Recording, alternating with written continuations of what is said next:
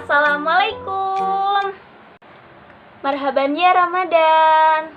Halo, perkenalkan saya Sifadina Aisyah, NIM 174219024 dari Universitas Islam Negeri Sunan Ampel, Surabaya, Fakultas Sains dan Teknologi, Prodi Ilmu Kelautan. So, terima kasih buat yang sudah klik video ini. Jangan lupa like dan komen.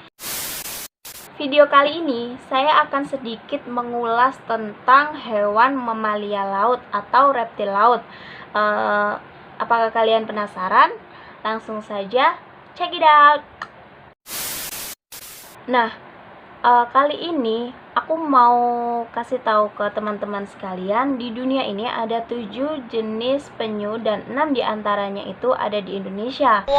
Tapi untuk kali ini aku cuma mau kasih tahu ke kalian semua yang nonton video ini satu jenis penyu aja. Penyu apaan itu? Coba kalian tebak gambar berikut ini, kira-kira gambar penyu apa itu? Tapi kalian semua pasti udah tahu karena udah melihat judul dan thumbnail yang saya buat. Tapi kalian pura-pura nggak tahu aja ya. Langsung aja lihat dan langsung komen di bawah gambar penyu apa yang aku buat berikut ini.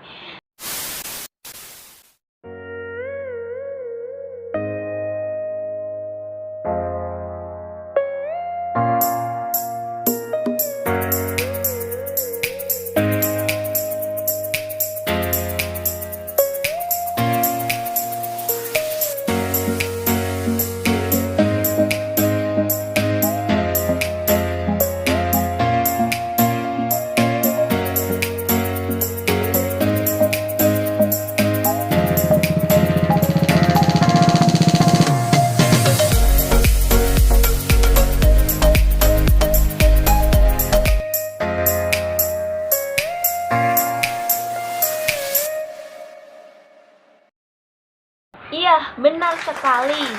Itu adalah gambar penyu belimbing atau yang biasa disebut sebagai penyu raksasa, karena penyu ini adalah penyu terbesar dari penyu-penyu yang lainnya. Langsung saja, yang pertama kita bahas adalah taksonomi. Jadi, taksonomi atau klasifikasi penyu ini digolongkan dalam Kingdom Animalia, Phylum Chordata, kelas Reptilia, Ordo Testudinata, famili Dermocelidae, genusnya Dermocelis, dan spesiesnya adalah Dermocelis Soriacea.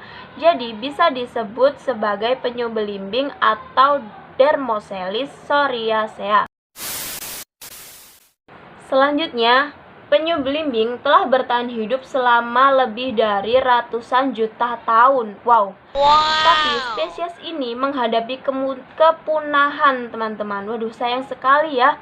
Jadi, ciri-ciri penyu belimbing ini memiliki bentuk kepala besar, bulat, dan tanpa ada sisik seperti penyu-penyu yang lainnya. Menurut morfologi, penyu jantan dan betina itu hampir sama sih. Tetapi kecuali pada bagian ekor, penyu jantan itu lebih besar dan lebih panjang daripada betina. Karapas penyu belimbing ini berupa sisik yang ditutup oleh lapisan kulit kasar dan berkaret, serta tidak menjadi satu dengan tulang belakang, jadi terpisah gitu ya. Warna karapasnya itu gelap dan ada bintik-bintik putihnya, seperti gambar berikut ini. Nah, penyu yang memiliki bentuk tempurung seperti buah belimbing ini tadi merupakan hewan karnivora yang makanan utamanya adalah ubur-ubur atau invertebrata yang berbadan lunak. Kita lanjut, kemudian untuk ukuran yang dikatakan raksasa itu dapat mencapai 215 cm dan beratnya itu adalah 1 ton, teman-teman. Wow, besar sekali ya. Oke guys, selanjutnya kita membahas tentang siklus hidup dari penyu belimbing atau Dermocelis Soriacea ini. Dari siklus hidupnya sebelum menetas atau masih berada di cangkang telur, penyu belimbing ini berkomunikasi dengan penyu lainnya dengan bersuara. Kemudian pada saat menjadi bayi penyu, si bayi penyu ini akan melakukan perjalanan di laut sepanjang umurnya. kurang lebih 50 tahun. Lalu pada masa dewasa, penyu selalu berada pada perairan laut hingga ia bertemu pasangannya kemudian kawin. Jadi, spesies ini menghabiskan sebagian hidupnya di lautan terbuka dan hanya muncul ke daratan pada saat bertelur saja. Penyu belimbing bertelur pada pantai yang lebar, luas, dan tanpa ada naungan pohon sama sekali, teman-teman. Jadi, penyu betina dapat bertelur 4-5 kali per musim, dan setiap musim itu dapat bertelur dari 60 telur sampai 129 telur banyaknya. Jadi setelah kita membahas tentang siklus hidup penyu belimbing, kita kan belum tahu tentang siklus reproduksinya. Sekarang kita akan membahas siklus reproduksinya. Nah, penyu yang sudah dewasa dan menemukan pasangannya kemudian kawin itu tadi berimigrasi untuk melakukan perkawinan di laut dekat dengan pantai penelurannya. Perkawinan ini biasanya dilakukan di pagi hari pada saat matahari terbit. Saat kawin, penyu jantan berada di punggung betina dan mencekram bahu penyu betina menggunakan kuku yang terdapat pada kaki depannya. Kopulasi ini dilakukan dengan pasangan yang berbeda-beda selama musim kawin. Waktu yang dibutuhkan untuk kopulasi ini dari awal hingga selesai kopulasi kurang lebih 4-6 jam. Kemudian untuk habitatnya sendiri dapat ditemukan dari perairan tropis hingga ke lautan kawasan subkutub dan biasa bertelur di pantai-pantai kawasan tropis.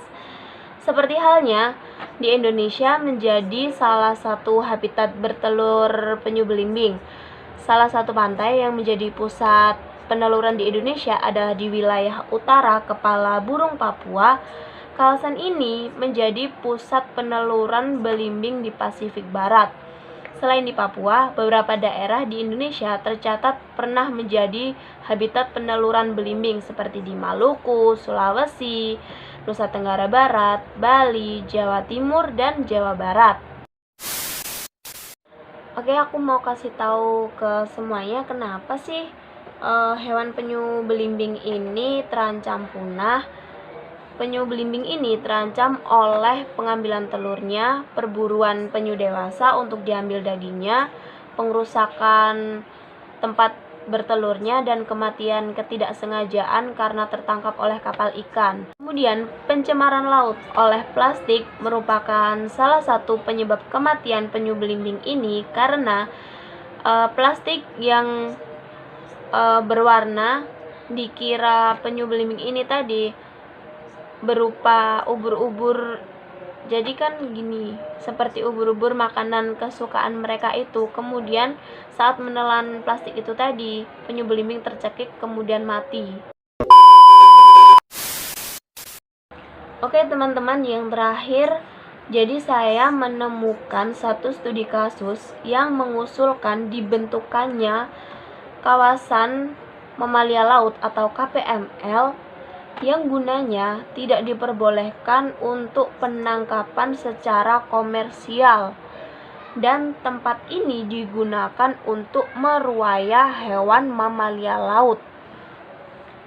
Tujuan dibentukannya KPML ini tadi untuk melindungi mamalia laut berupaya dalam status terancam punah atau membahayakan, dan memulihkan populasi mamalia laut yang sudah menurun. Jadi mungkin segitu saja penjelasan dari saya. Kurang lebihnya mohon maaf dan terima kasih. Wassalamualaikum warahmatullahi wabarakatuh.